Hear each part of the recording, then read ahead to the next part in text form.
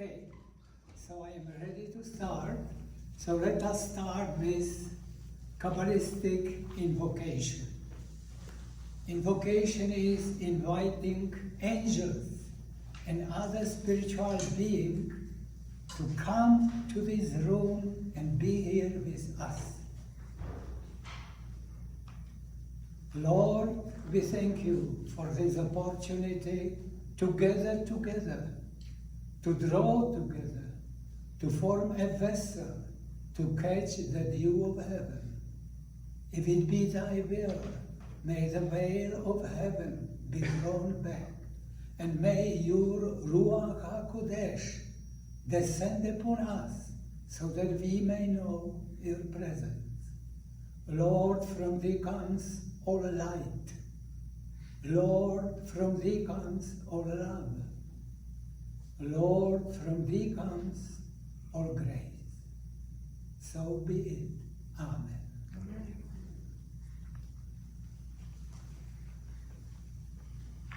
So last time we talked about tree of life, it's Chaim, and we learned that the right column is column of kindness, of love, of compassion.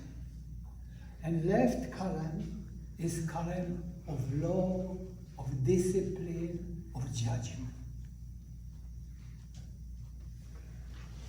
And Kabbalists say that originally God created whole world with kindness only. Kindness means maximum kindness without balance of law means that all criminals will be excused for their crime because we will find something what caused them to do that. So God destroyed those worlds. Then God created again the whole universe with judgment. And again, it was not stable because all people would be punished. So God destroyed again this universe. And then finally, he created our own universe with balance between kindness and love and law and discipline. And the universe holds stable at least till now. We don't know next year what will happen, of course. And Ein Sof, which is named for God, Ein means there is not, and Sof means the end. Ein Sof, one infinite without end, is somewhere here above the tree of life. But if he wants to interact with the universe, he enters through highest Sephirah, which is Keter. From Keter, divine energy flows to Chokhmah. From Chokhmah to Bina. Chokhmah means wisdom, and Bina means understanding. So if you want to accomplish some task, you have to have both.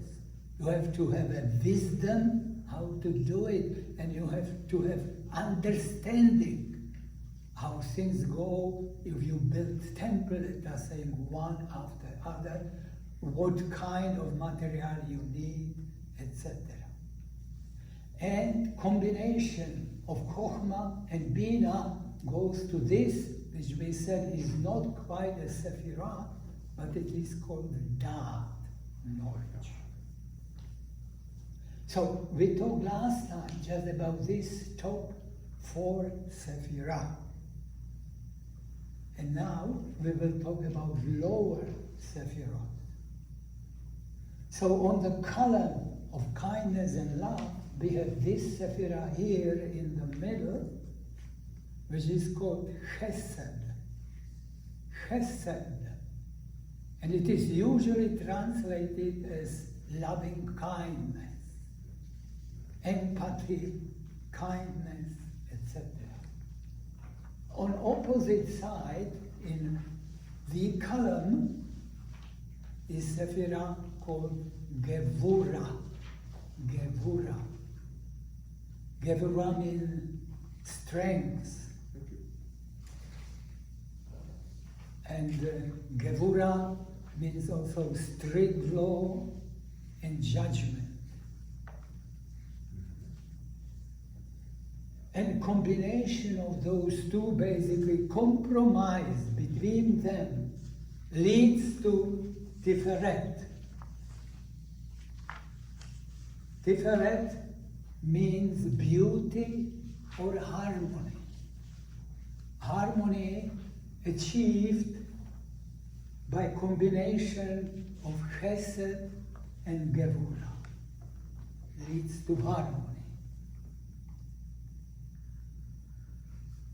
And you notice that we have here one triangle, Chokhmah Bina Dat, and a second triangle, Chesed Gevura Tiferet.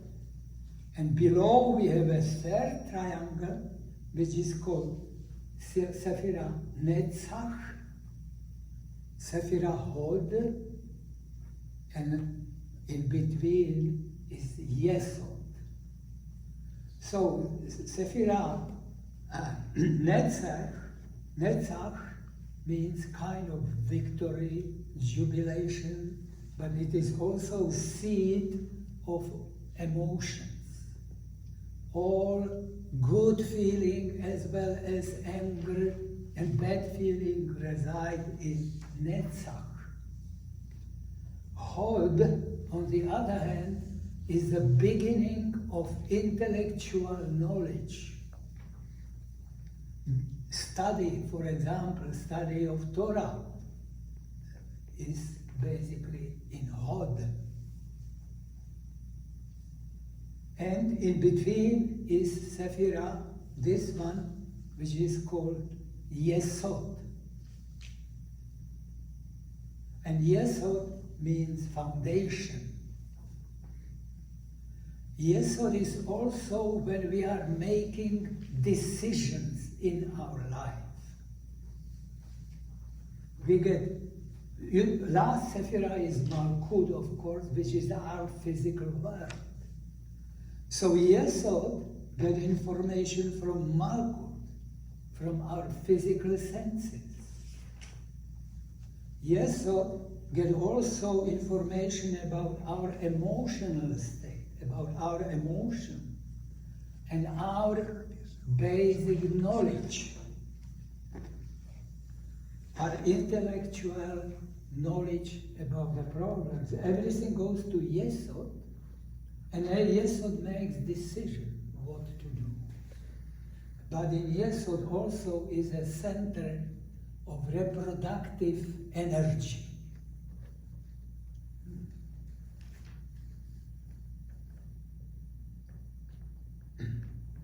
Now we said before that people without any aim to live a moral life, ethical life, they operate on the lower four Sephirot. On Hod, Netzach, emotions, Hod, basic knowledge, reproductive drives, and this decides their behavior. Basically, people who have no belief in God and who don't try to improve their moral standard, they operate just on lower four Sephirot. Now, if we make an effort to live a moral life, to do ethical behavior, we have to come higher on the tree to Chesed and to Gevura, to combine basically our intention toward loving behavior, but still within definite limits.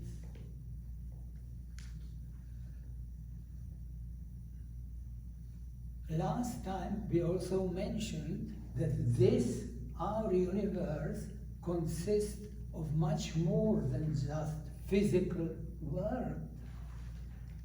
And really, above the physical world, we have three different worlds according to Kabbalists. Some even divide this world into definite sub-layers, so they have even more layers. But basically we have four worlds. Three are spiritual world, and one, the last one, is physical, material world. And as far as Sephirot is concerned, then Atzilut, you remember it is Azilut, is the highest world.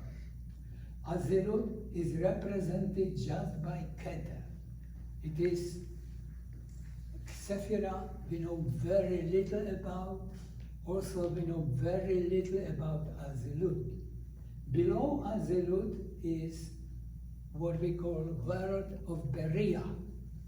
Beria is represented by these two Sephirot, by Chokhmah and Bina. Below Beria is world of Yetzirah, which contains all these Sephirot, above the Malkut and including and below Dat. That's called world of Yetzirah. And world of action is just Malkut. And to the world as they are here, also we have division of the soul. Soul, we have learned, has several parts, right? Lowest part is called Nephesh, which operate in physical world and partially also in the Sephirah of Yesod. So that Nephesh, and we know that Nephesh take care for our body, right? For our bodily function, everything goes kind of automatic pilot. So that's Nephesh. In the world of Yetzirah, we have part of soul which is called Ruach. Ruach. And basically what we do in our life is we are mostly working with our Ruach. Because Ruach is a moral principle, discipline, etc. So most of our function, which we try to control within our life, is within Ruach. So for us, Ruach is the most important part.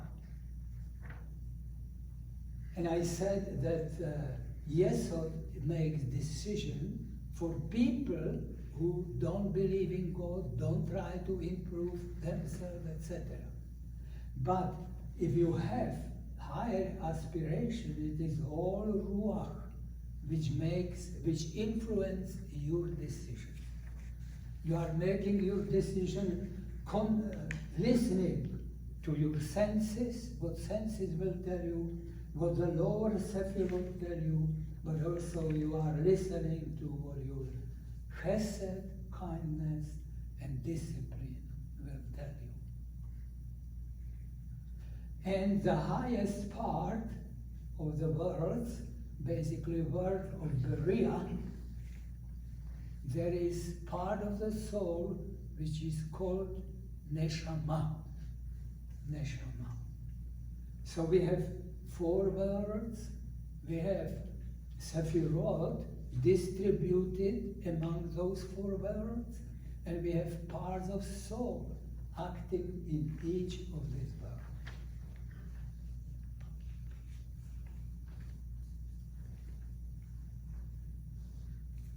Now, you know, how Rabbi constructed this diagram. It happened sometimes, I believe, toward the end of 12th century and beginning of 13th. As far as I know, first one who drew a diagram like this was Isaac the Blind in southern France. And I believe that there was definite kind of intuition in constructing this diagram. Let me make here some part of that.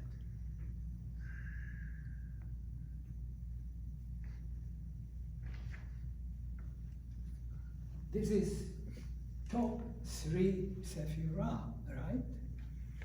But what it will become when I do this?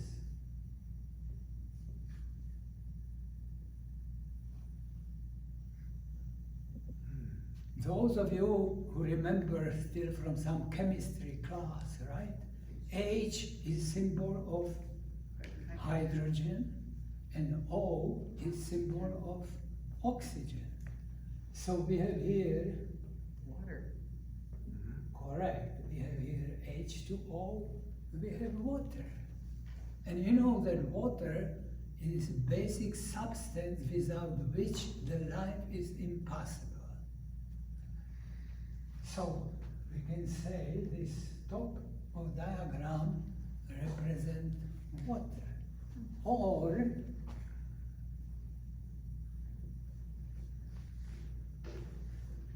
what will be this?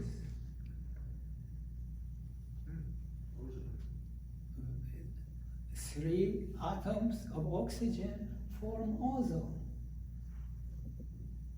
Is ozone important for our life? Yes, it blocks the ultraviolet radiation at the top of the atmosphere. Without ozone, within a couple of months, probably couple of years, all life would die on the earth. So we have a water, and also we can represent ozone. 2 elements which are extremely important in, thank you. All right. And now we come to the lower part.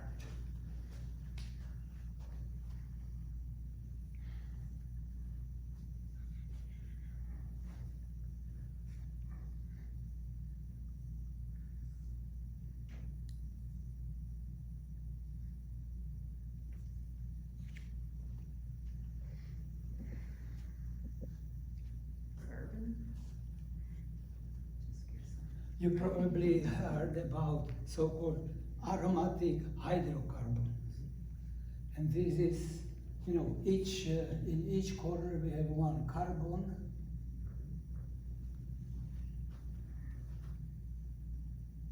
Carbon, carbon, carbon, that's C, okay. And occasionally we have addition something below or at the center, but this is basic structure of nucleic acid, which is basic component of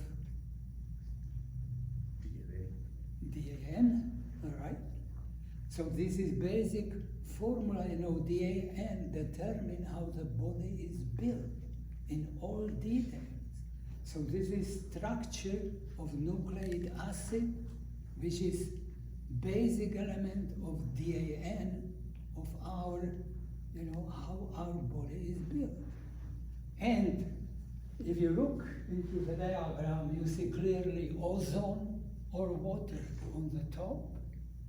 And then you see here the 6, you see hexagon here, which is basic of nucleic acid. And even more, if you have this and put in the center iron, you get molecule of hemoglobin. You know, hemoglobin, basic component of blood, which brings oxygen to all cells of your body. And if instead of iron, you get his manganese, I believe, you will get chloroform instead of hemoglobin. And chloroform, you know, it absorbs solar energy and provides all necessary food for plants. So everything is based on this hexagonal structure, which you clearly can see here. So I believe it is not accident that this was revealed in around year 1200. And I believe it has to be through intuition to those rabbis who were thinking that time around the world, etc. So this is example of wisdom, right? Because this contain, this information. But there was missing Bina, there was missing understanding. In the year 1200, they have no idea what it means if you blend it into chemical models. Which I mentioned it before, that occasionally people can get wisdom without understanding.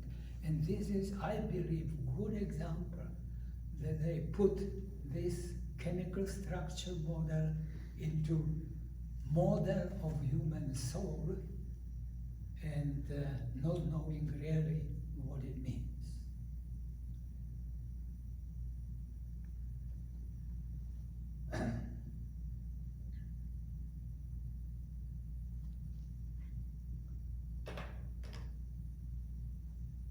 Now, I have here these figures.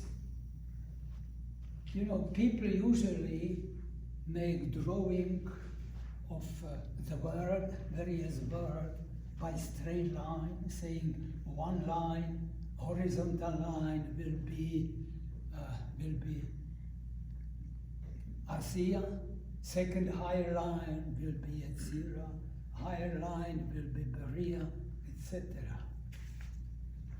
Instead of the drawing line, I think it is better to use three-dimensional cubes.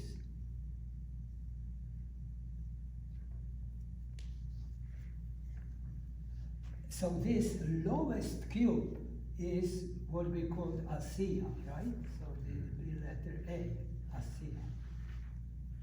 So this is three-dimensional world. All our universe in which we live is like this one cube. And what is here important is that if you are inside this cube, in normal state of consciousness, you cannot see outside anything. All your world is limited to this cube. And the walls look like from inside like mirrors. You don't see any end. If you look into the mirror, you see what is behind you, always the same. So from Asiya, you cannot see to other worlds, to other cubes. Second cube will be Yetzira, right? Yetzira. Second is Yetzira. We will see that in Yetzira we have angels, and we have their soul of man. Soul of man who have already lived on the earth. When they die, they go to the world of Yetzira. In Jewish writing, Yetzira is usually called La'olam Haba. It means the world to come. It is not that it is some world which will be created at some later day. No. It is, this world was created immediately with the creation. It is called just world to come because when we die, our soul goes to Yetzira.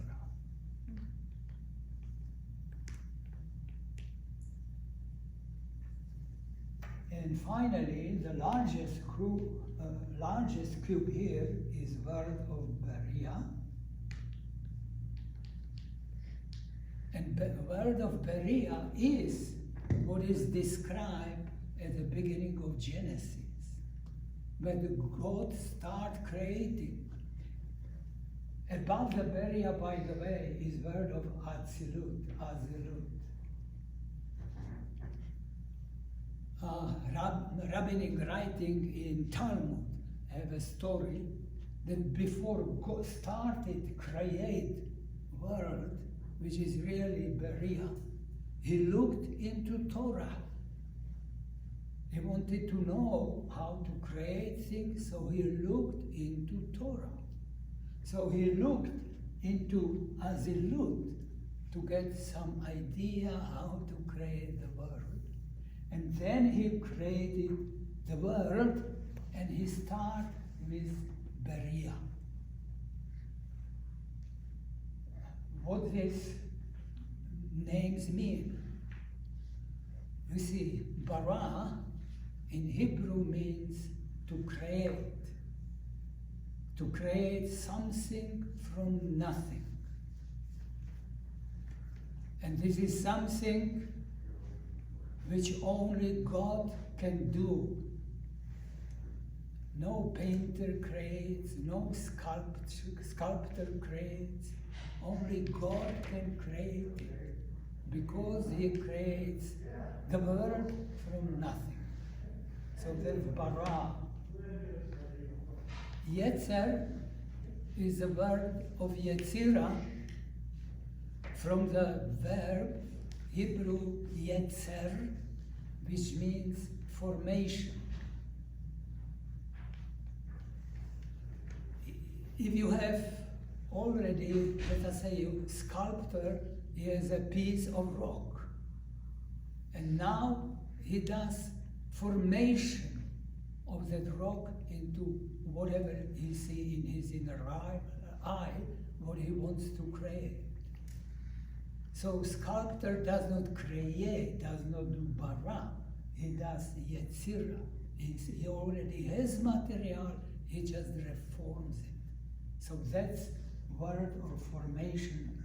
And asya is from asa, which is verb which means to do, to make.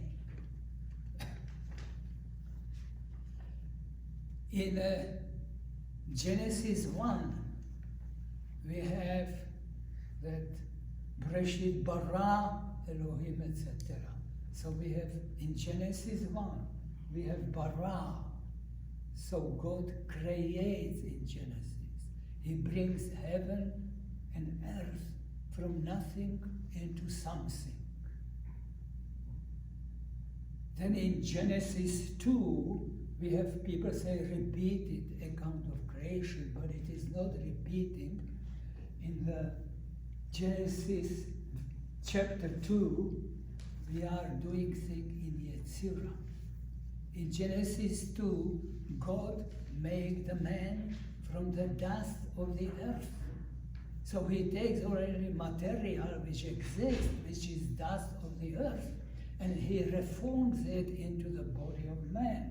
So what he does is to yetzer, to form. So it is word of yetzirah. And in Genesis chapter 3, when this is Adam, by the way, I know you can recognize him. When Adam shows disobedience to the instruction of God, he is sent out from word of Yetzirah, and what is written, God makes for Adam skin, coat of skin. So when he is expelled from Yetzirah, God makes, which is Asa, for him coat of skins, which is basically our body. So we have Genesis 1, which is describing process in Beria. Genesis 2, describing process in Yetzirah. And in Genesis 3, we have that God first does Asa, something, they make something, and he make physical body for man. And now what happened? Man end up here in this small box. Before that, he was a large box. Also, from the larger box, you can see inside the smaller box. So angels and soul living in Yetzirah, they can see what is happening in our physical world. They can see us right now sitting here, right? But that kind of Adam, he cannot see out. So he cannot see angels, he cannot see soul of deceased people in ordinary state of consciousness. Of course, Rabbi developed various methods of meditation and chanting how to get to higher state of consciousness, and then they got peaked to outside this box.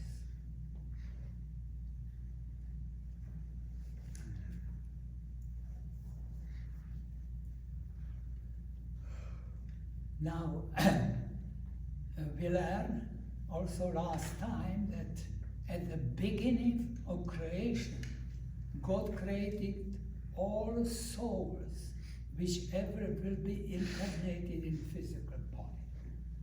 He created them in this world of Berea. So these are individual souls, etc.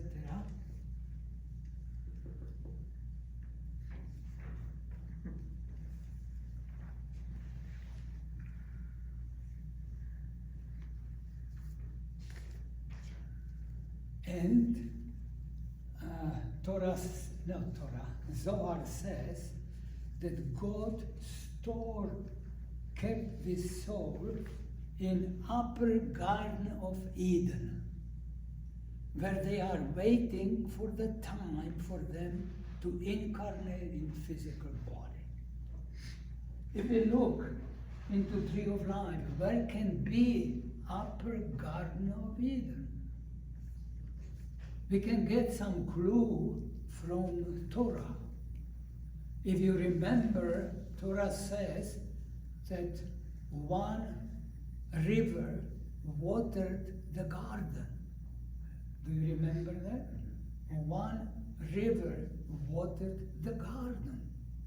But after garden, the river split into 4 rivers. You remember that. Some of you do remember that, right? So let us see what we can learn from the Tree of Life.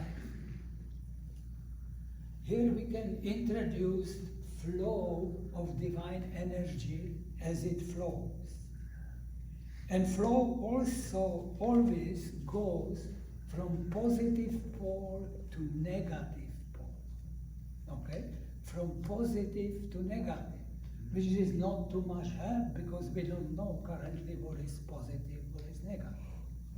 So I put it here, and it designates that any sephira which is higher on the Tree of Life is positive.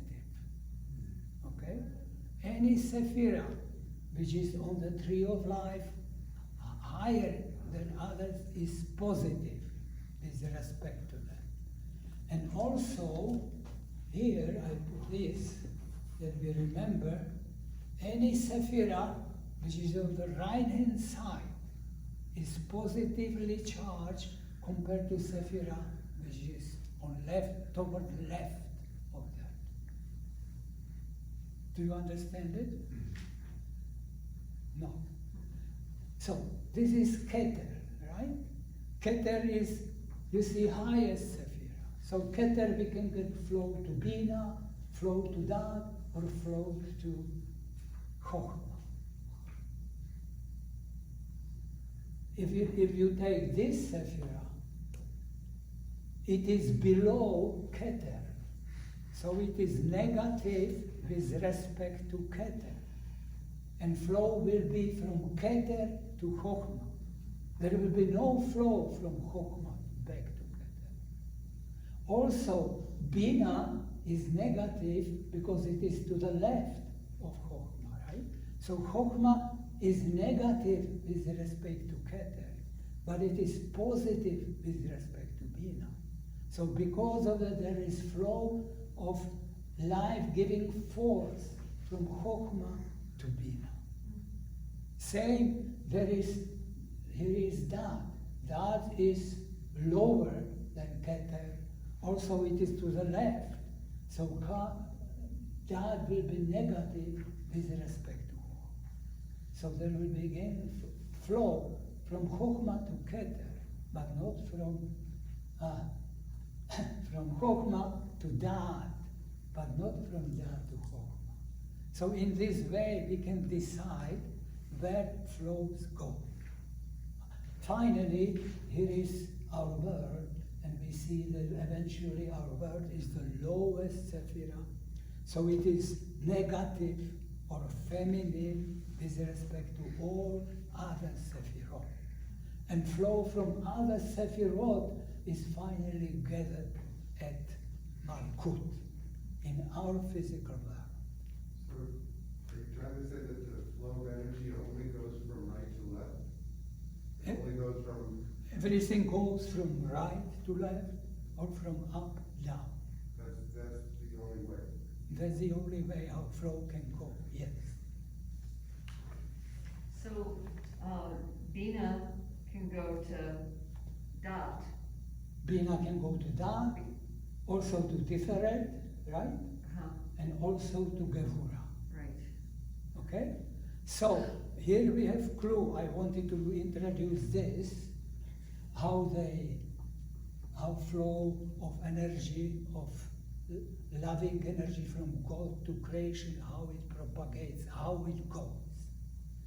Now, if you take time and construct how flow goes, where will be the upper Garden of Eden?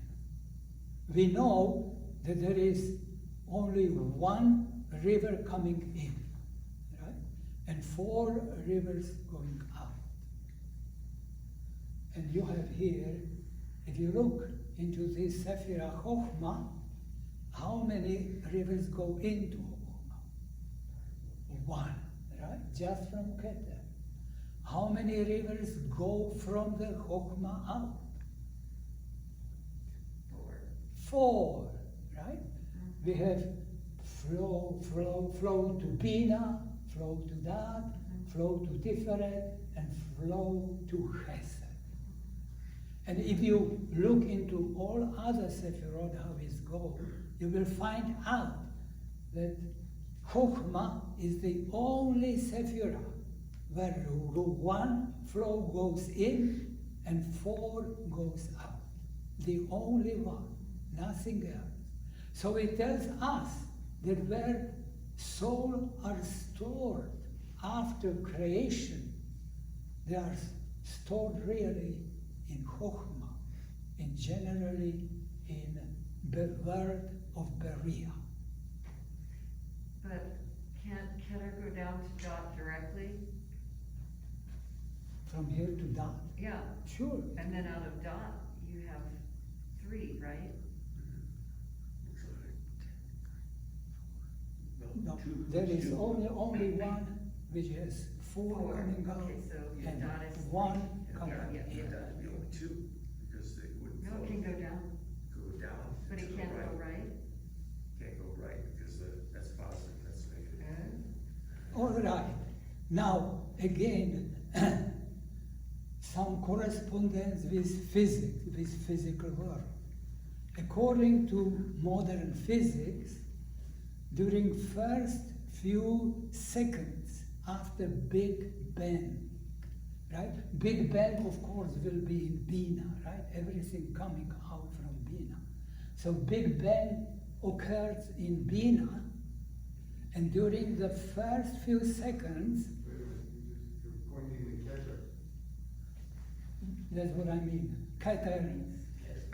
They can translate it to the figure is counting, not my word. So Big Bang occurs in Keter, and physicists tell us that within first few seconds, there were only 1 force which were acting in the universe. Only 1 force. And after a few seconds, that 1 force split into 4 forces different. into gravitational force, electromagnetic force, weak nuclear force, and strong nuclear force. Currently, even if you don't understand what it means exactly, currently physics deal with 4 fundamental forces. So we had a split after Big Bang when one force originally was there, and then suddenly split into 3, into gravitational force, electromagnetic force, weak nuclear force, and strong nuclear force. So again, you know, this diagram and description in Jewish scriptures, which describe, you know, one split into 4, you know, is describe current state of physics. And you may know or not know that physicists try to combine again these 4 forces and describe it as just variant of one force. And it is difficult task. Physicists try for over 50 years to do it. They can combine 3 forces, but they cannot combine those forces with gravitational force. Gravitational force cannot be described currently through quantum mechanical mechanism, and this is basically stumbling block in trying to reconstruct the original one force.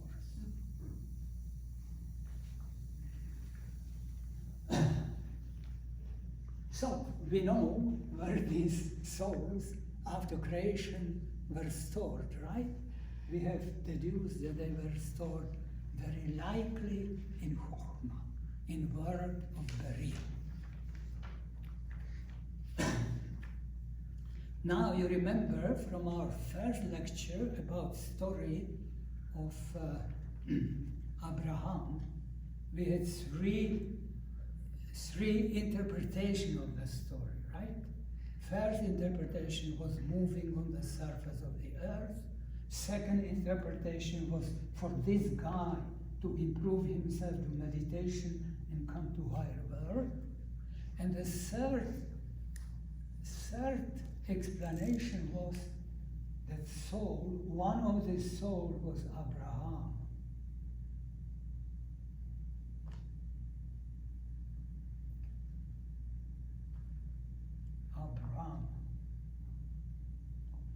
One of the souls was Abraham. And God was telling him, leave your land, leave your father's house, leave your birthplace, and come with me to the land which I will show you. So he's inducing to make this jump. He's telling Abraham, come with me, leave your land, leave your father's house, leave your birthplace, and come with me to the land which I will show you, which is the human body. And Abraham says, no. He said, no, I like it here. Why I cannot stay? And God tell him, I will make your name great. What Abraham says. No, still no. So God added, you will have many descendants. And Abraham said, what? No, I don't want to go. And now God tell him, I will bless those who will bless you. Abraham still refuses to go.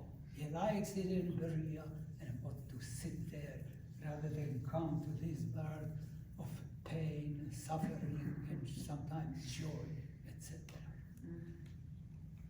So God finally tells him, whoever curses you, I will curse him, and all family of the earth will be blessed through you. And then finally Abraham said, okay. And he goes to physical world. Okay, that's one trouble. Do you understand this, how it is, how it goes? I will come back to that and I will somehow change the last two sentences which God told him. But right now I told you what is written in Torah, basically. So Abraham comes here, and now what he has to do? Well, you know, he goes through all many troubles. He had some interaction with God. It means he managed to get up to Yazira or to Berea. And finally, God tells him, you will be gathered on your ancestors. You go in peace and will be gathered on your ancestors. It means he will die. Now, what will happen to him after he dies? What happens? Well, his soul goes somewhere to Yetzirah. And in Yetzirah, we have many different levels.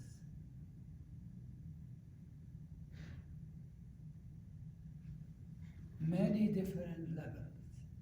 And the soul goes in the level depending how well it lived in this physical life.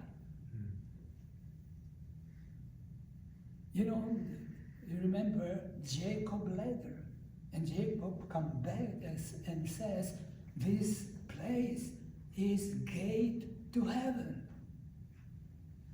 And I did not know that, he said. Gate of heaven, it means you cannot get to heaven somehow. You have to go through physical incarnation. We also told last time about Sarah heard opening of the tent, right? She heard opening of the tent, which is Malkut. You know, this one is Malkut, basically, the lowest Sephirah. So depending how well he lived in this physical world, you get own definite level in Yetzirah.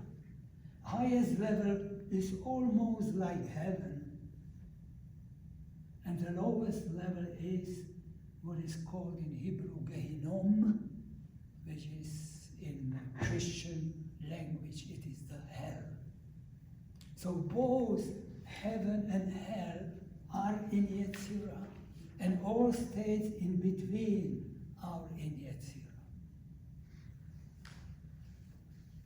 What he does in Yetzirah, rabbis say there may be several hundred years, up to 1,000 years in between incarnation.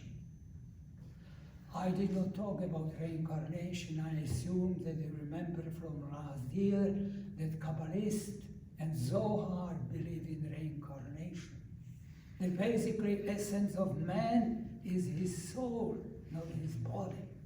Soul goes around, and after spending definite time in Yetzirah here, it is again back incarnated into now different human being, which is smaller at the beginning. So the soul is continually reassigned to a new person. To new Adam, yes. To new person, to different person. To new Adam. So that man can have several incarnations like that. Your soul can live in several different bodies. So bodies is not major characteristic of you, because when it does not work anymore, you put it aside and go to Yetzirah, and then you get a new body again as a little baby, and you start from beginning again. But whatever you have learned in first incarnation, you take with you as tendencies. You don't remember your incarnation, but within you, you have tendency to do various things. You have tendency to be kind to others, right? Or you have tendency to become a robber. And this is what you did in past lives, and all this is stored within your soul, not consciously that you are conscious of that, but you have definite tendencies, you have definite talents, you have definite ability. And this slowly has been built in his par incarnation.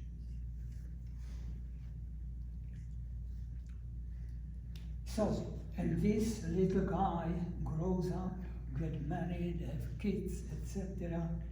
And then he goes, hopefully, to higher level of Yetzirah. And he progresses from one level to another until he is now perfect tzaddik. He sanctifies Yursa, so he becomes at least partially holy man, and then soul goes not to Yetzirah, but it goes back to where it came from, to Beria. We have all inner desire to come back to God, which is back to Beria. Why we have that desire? Because that's the place we came from. So even subconsciously, we want to get closer and closer to God. It is, soul is desiring to return in its own place, to own birthplace. Here, we said in Yetzirah, a person can wait several hundred years, maybe up to 1,000 years. And in Yetzirah, it is not just sitting on the couch and waiting for 1,000 years to go away. In Yetzirah, depending on the level of the soul, there are communities of souls, and souls of the same desire, same wishes somehow are grouped together. So soul will be together with other souls, and if they desire to study Torah, they will continue study Torah, study Zohar, study other things. Also, they will be assigned definite tasks back to help people here. They will be able to affect our thinking, send a thought to us. We may believe that we create definite thoughts, but many of them are sent to us from the soul in Yetzirah. And there are, we say soul, etc., good soul, but soul of, let us say, of criminals, of hardcore criminals, they still go to the world of Kam, because that's the only place soul can go after leaving physical body down here. So hardcore criminals, they go to the lower level of Yetzirah. But still, they have ability to affect us. If we are basically almost tzaddikim, very good people, satisfying most of commandments, we are very good, and this soul here will have no interest cleaving to us, get into contact with us. Because on soul level, on spiritual level, it is similar tendencies are attracted to soul with similar tendencies. So, soul of criminals will affect the criminal. He will tell him, go rob today, you are free, you have free time, let us go to rob the bank. So he goes to rob the bank, right? Similarly, there are souls who are attached to, let us say, various sexual encounters, and they take this man, let us go to rape somebody. So he goes to rape somebody. It is because he has these tendencies, the soul can encourage him to do it. The soul cannot suggest by themselves what he should do. They can only encourage thoughts which you already have. If you have a good thought, they encourage you to higher thoughts. If you are criminal level thoughts, they encourage you to transfer these thoughts into action. So that's how this world, soul of the party, how they affect us. And another thing is, I mentioned last time when we kill some animal fear produces a devil produces a demon. There are again demons in Yetzirah. They are here. These are demons. And these demons again affect us back. They encourage our tendency, whatever our tendencies are. If our tendency is good, we have not only demons, we have here angels. Good thought, good deed, people say create angel in Yetzirah. So if we have a good thoughts and good tendencies, these angels of Yetzirah together with souls of Yetzirah give us back, encourage us to do whatever we want to do. If we have a bad tendencies, it has these devils, these demons who encourage us to do wrong. And whole society creates these demons as well as angels in Yetzirah. Whole society is responsible for these demons. So whole society is then responsible how the demons affect some people. The society of humans who have the soul within them create both the demons and the angels. That's correct. But if there are people who have a bad tendencies, right, these demons affect them. And these demons are created by all people living on the earth. Even if you are a good person, if you get angry for some reason, even temporary, you already created demons in Yetzirah. As we move towards the world to come and the end of days, do these souls improve, or are they always the same? You have a good soul, a bad soul, a mediocre soul, and they're always assigned to a new body. Is that how that works? You know, that's for Isaac Luria, who was famous Kabbalist in school of Safed in 16th century. So he's the first one who said, there is sentence in Torah, somewhere, I don't remember where, which said that transgression of fathers will be carried to third or fourth.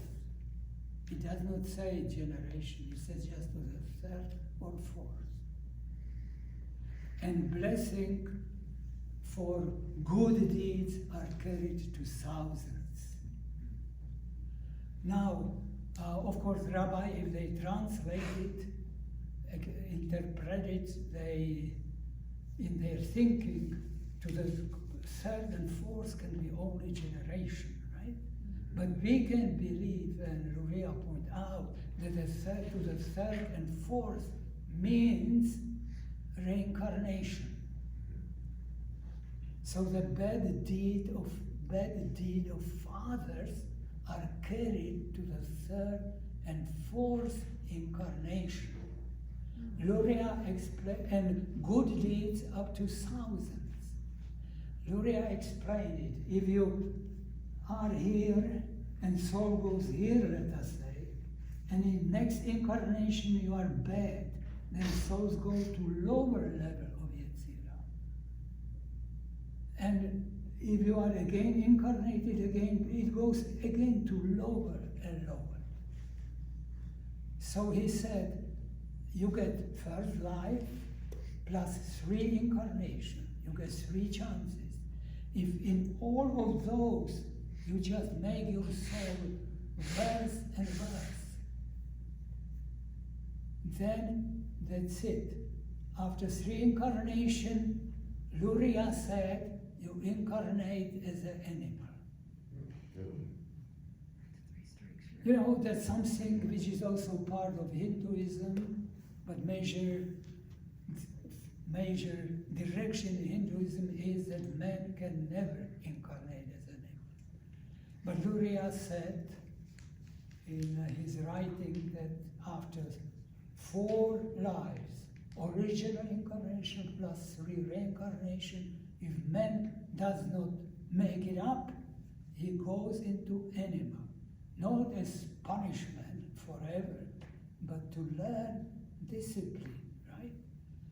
I am saying always, look at your dogs, how loving they are. And I imagine they are sort of people who messed it up. And they are now learning how to be loving, how to be obedient, and all this they learn in 10, 15 years. And after that, they go back to humans and get another chance. So I treat, since a couple of years ago, my dogs very, very understandably, very gentle, because I understand there may be human souls which are learning obedience and love. That's interesting. And I always wish that if I become dog, that I get such loving person myself. On the other hand, if person goes here and make it higher, and again a little bit higher, so Luria said you get up to 1,000 incarnation, to get to the top and back to Korea. So if you are on the path to become better and better, you have no worry. You will get 1,000 possibilities. But if you are a bad person, you cannot afford more than 4 lives to be a robber, and then you go to learn a hard way.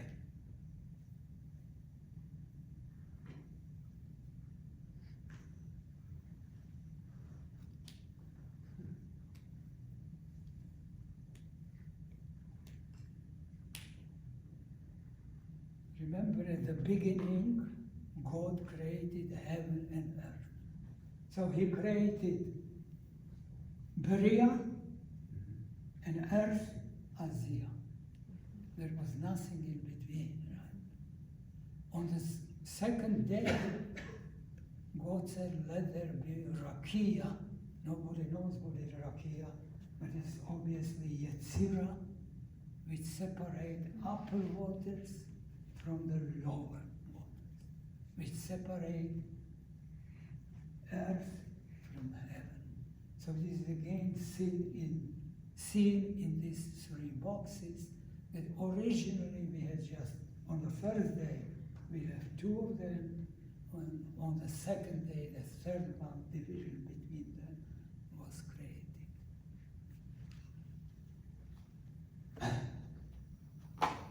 You remember from the first lecture that Kabbalah, we have 3 major tasks. First task was intellectual study of structure of the universe and of the soul. Intellectual study. Second was meditation.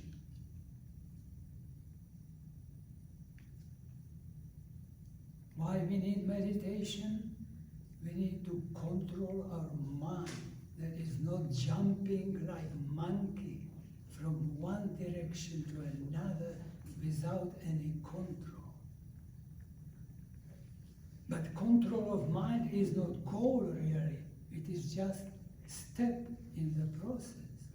Because goal is put his mind, control mind, put it aside so that we can penetrate to higher world, that we can penetrate closer to God. So meditation is part of procedure, how to get closer to God. Intellectual study only tells us from where we should go, from where to where, and why. But then we have to do it. And one part of doing that is meditation. And there is long tradition with Jewish meditation. There was Rabbi, Orthodox Rabbi, who died in 1986, Aryeh Kaplan. And Aryeh Kaplan wrote several books on meditation. This is the simplest one, very trivial, very small, which is called Jewish Meditation by Aryeh Kaplan. He wrote 2 more books on meditation. bigger one is meditation and Kabbalah.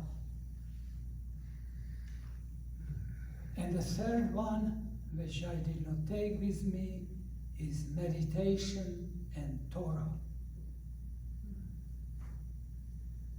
And these last two books are not very easy to read, but they are very valuable because Kaplan made a translation of original writings which exist only in Hebrew, were not yet ever translated into English.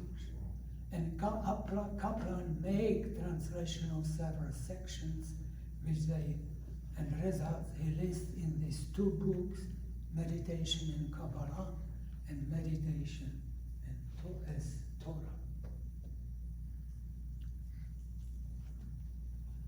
Now, there are several different branches of meditation. One of them is visualization. Visualization means seeing in your mind images, not in physical world, but which either appear spontaneously in your mind, or you can induce them by thinking about those things. And Maimonides, Moshe Maimonides, he says that the prophet needs three things. One is study Torah and Talmud. Second thing is to purify to maximum your life, to sanctify yourself. And the third condition is to have properly developed imagination. That you have ability to imagine. The prophet, when he gets flow from God into his mind translated into images, and then he see images and describe what he saw. You may remember first book of Ezekiel, when he describes standing in the river in Babylon, and what all happened, and finally heaven opens, and he sees chariot, and somebody like man standing on chariot. So he is describing his vision. And Maimonides said that important condition for someone to become prophet, to translate this influx from God into images. And he said, if you don't have that, you can become still philosopher, but not a prophet.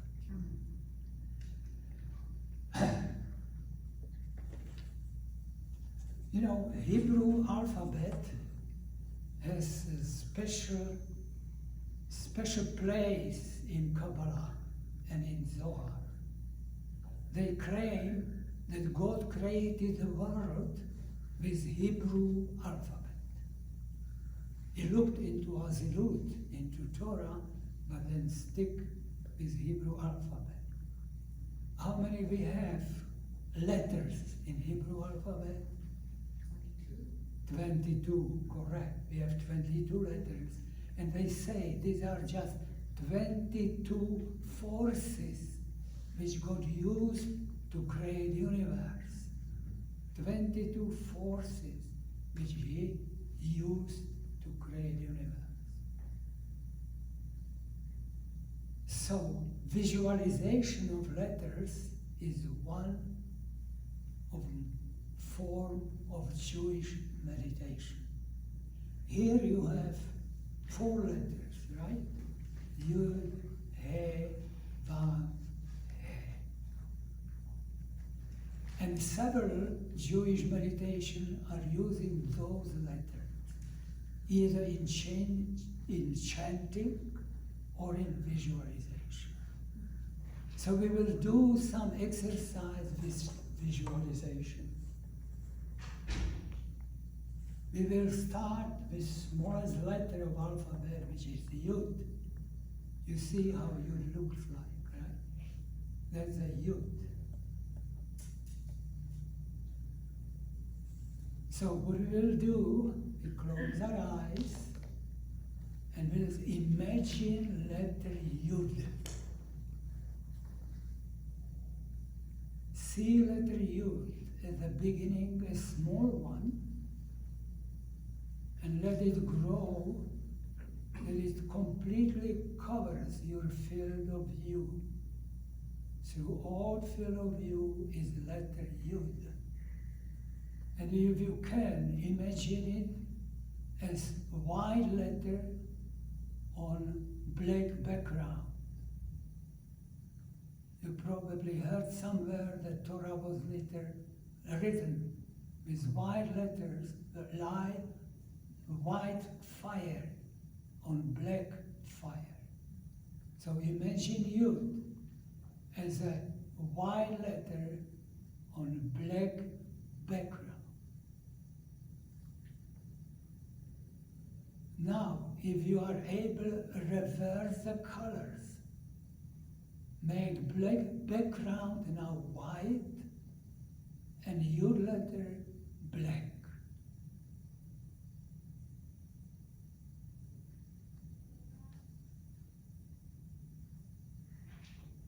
All right? And Yud represent the beginning of creation. On the tree of life, Yud contains these two sephirah, Keter and Chochmah. That's the letter Yud. Now, second letter in holy name of God is He. You see how He looks like, right? He. So now we will imagine letter He in with closed eyes, right? See letter He. If you cannot remember how it is, cannot hold it in your mind, you can look again on letter He, how it looks like. He.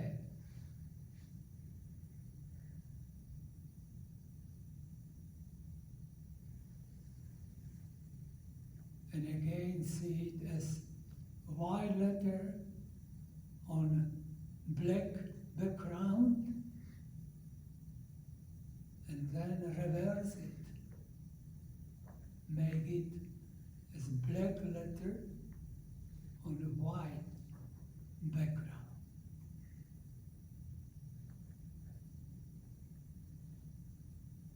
On the tree of life, the first letter He of holy name is Sephirah of Bina.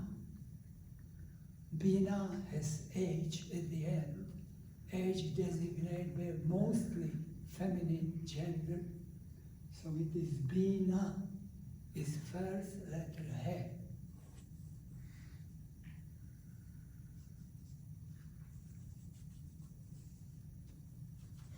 Third letter of holy name is Vav. You can imagine Vav.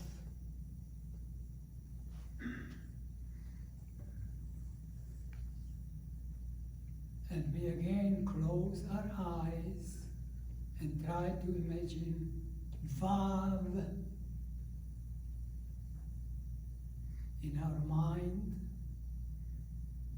Let the letter Vav grow and become big through all your field of vision.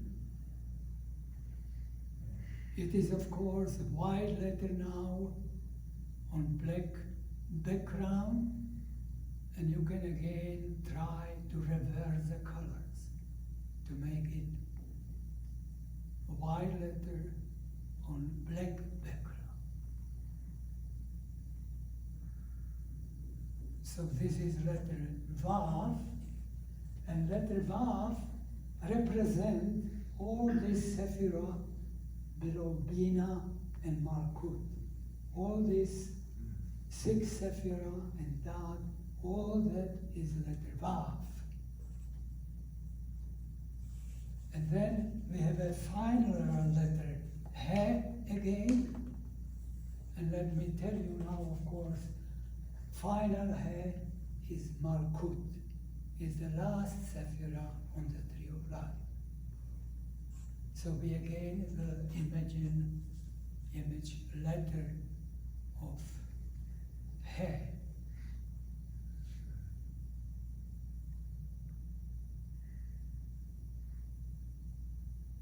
Let it grow again, that it completely fills your field of view. Letter He.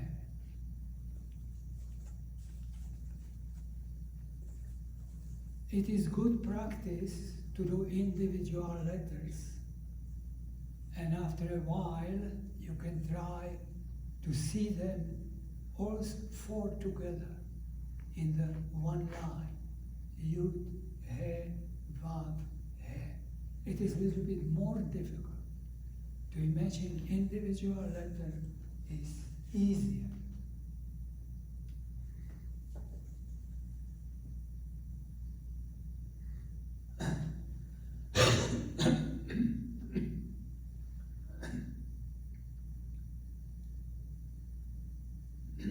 These three also, Kabbalists also assign individual sephirot to definite personalities. Like Keter is usually called grandfather or ancient of the days. So it is like head of the family.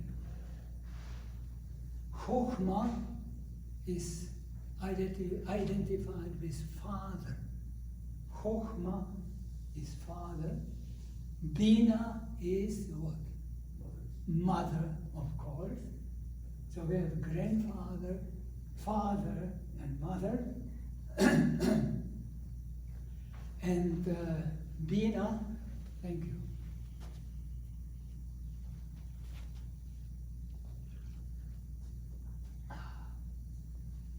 And Bina, as mother, gives birth to children.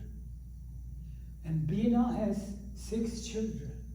These are children of Bina. Bina really produces most things in this universe, physical universe.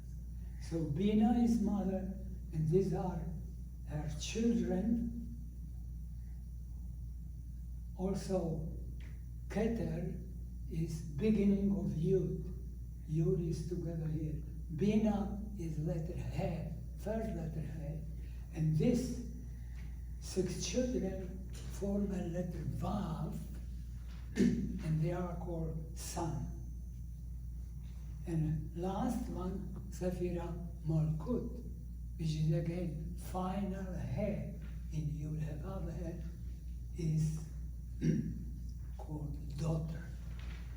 So if we assign these family members to the tree, we have grandfather, we have father, mother, son, and a daughter. And this is called usually, yes? So is Dot not one of the sons? Is that just not part of this? No, it is not part of this. Thank no. you.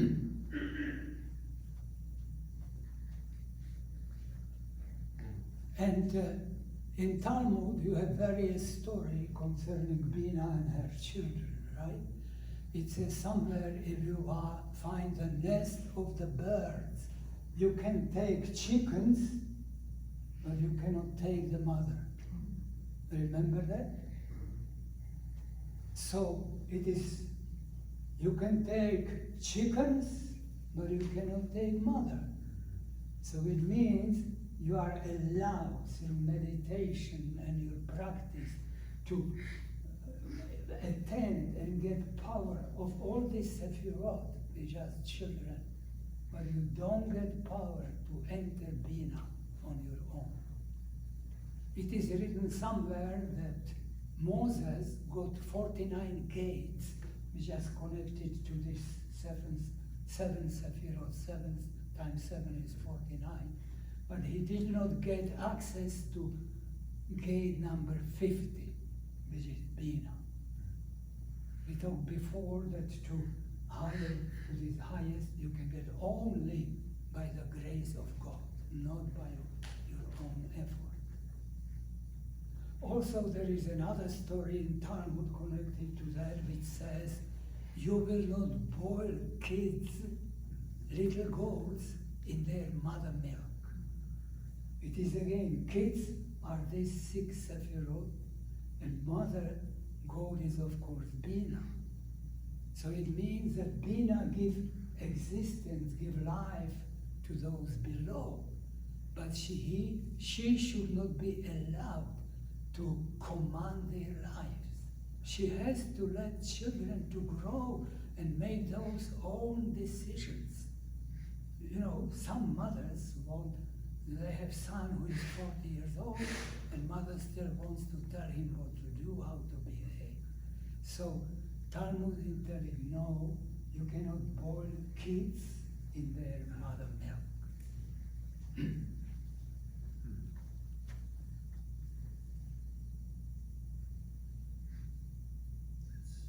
So some questions? No. I want to emphasize one thing. Especially in lecture number 1, I presented several examples how Rabbi of Zohar disagree with rabbinic, basically, opinions of their own time. I didn't want to present that one interpretation is correct, the other is wrong. They are both correct, just for different layers of people. While rabbinic view is okay probably for 90% or maybe more % of population. And this esoteric view, which is presented in Zohar and in Kabbalah, very often is there just for a few who have within themselves this great desire to go closer to God. For most people, it is more than enough to become righteous person, to become tzaddik, plural tzaddikim, right? To do that, you have to satisfy 10 commandments and most of remaining 613 commandments of Torah to become tzaddik. But you don't have to do these additional things. You don't have to reduce your consumption of meat. You don't have to meditate, etc., etc. So I wanted to emphasize that it is not something against, it is different interpretation for different layers of population. Yes? Okay, going back, you said there were 3 human tasks to become closer to God. One was the intellectual study of the universe and the soul, and the second one was meditation. What was the third? Second one was salicha. It was second one was forgiving everybody who did something wrong to you today. These are the 3 tasks that you mentioned. Second is salicha. Third one was meditation. And fourth one was reducing consumption of meat. This reducing consumption of meat is, I believe, all these 4 are very simple to do. You don't need to make any big decision changing your life. You can make little steps, like taking a dog. If you don't have a dog, first step was taking a dog. Because it gives you opportunity to give unconditional love to some living being. Salicha is the same thing. It takes you probably 10 minutes before you go to sleep. It does not cost you too much, starting to do it and do it each day. Then meditation takes more time. It may take 10, 15 minutes a day. But if you decide you want to try it, do it and stay with it. And the last one was reducing consumption of meat. As think it's again easy. I'm not asking anybody to quit eating meat, just reduce number of meat which you eat per week, right? Introduce some meatless days. I think all this is very simple, and there are 4 important steps to the higher consciousness to start you on the tree of life. And it may be that, consumption of meat is very useful, really, because you don't create all these devils here.